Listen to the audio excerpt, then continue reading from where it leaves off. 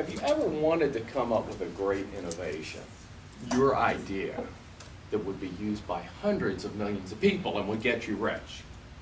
How many people would love to do that? Innovation. Great. Wouldn't you like a great innovation? Maybe something like Skype. Right? Skype, I looked on Wikipedia, Skype is now used by over 131 million users. And that was in 2010 that was quoted. So hundreds and hundreds of millions of people use Skype, FaceTime, it's on your telephone. Great invention. It was first thought up in 1878 by Alexander Graham Bell, 2 years after the phone. He didn't come up with the technology, but AT&T did in 1927. It was called the iconoscope. Now we think now iPad, icon, everything was invented by Apple. Well, it was the iconoscope in 1927. It was big, it was clunky, it was expensive, and it turns out nobody wanted it. Practice that with me. Nobody wanted it. It's okay, we'll catch on as it goes. Good, you guys are good.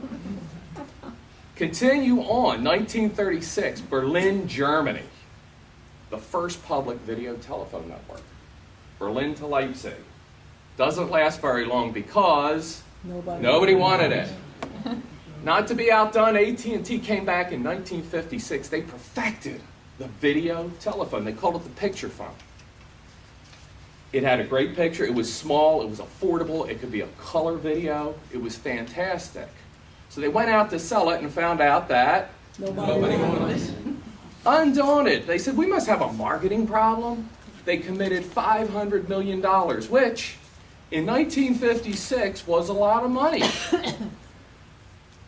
They relaunched at the 1964 World's Fair in New York, Trilon and Perisphere, in the Hall of the Future.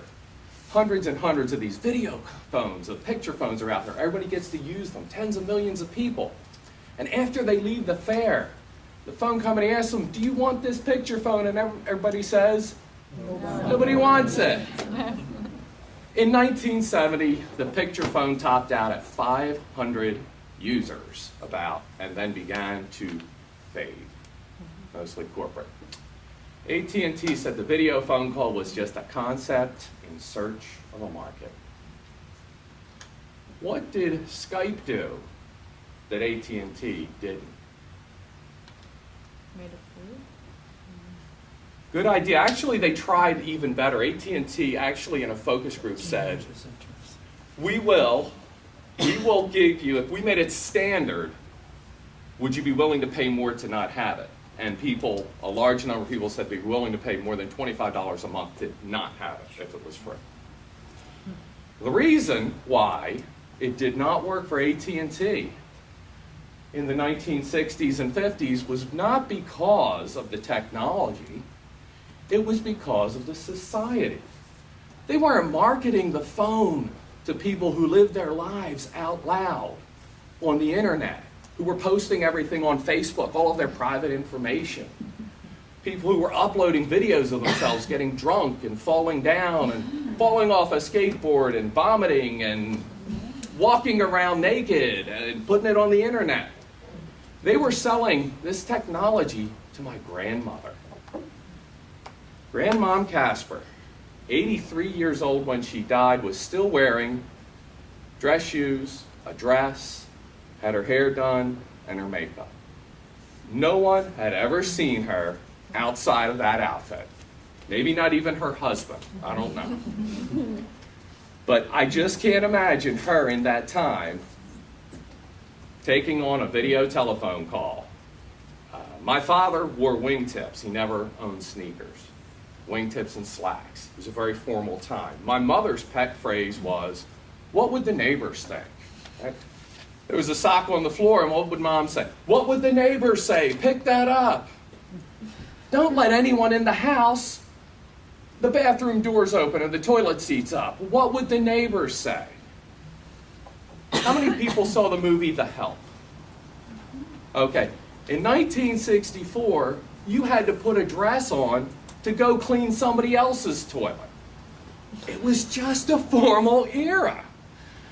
And it wasn't until the culture changed that it became more popular to Skype.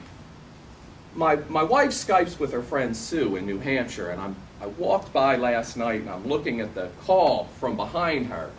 And I imagine Grandma Casper standing right next to me during the call.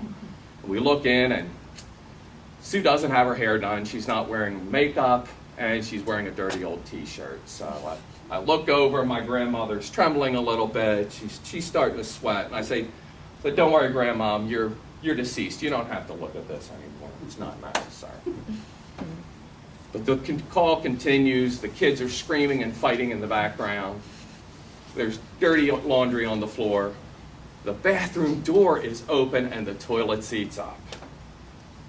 What would the neighbors say? Anyway, it continues. My grandmother's sitting there trembling, nervous. She just can't take it. Sue's husband walks in through the background, wearing his underwear, scratching his hairy belly, belching. And I look over to grab my grandmother, but it's too late. As Sue's husband reaches down to dig out a wedgie, Grandma Casper keels over. And as she's taking her last breath with her eyes rolling back in her head, I say, Grandma, do you mind if I post this on Facebook? May your invention be greeted very warmly by society that is ready for it. Mr. Prickett.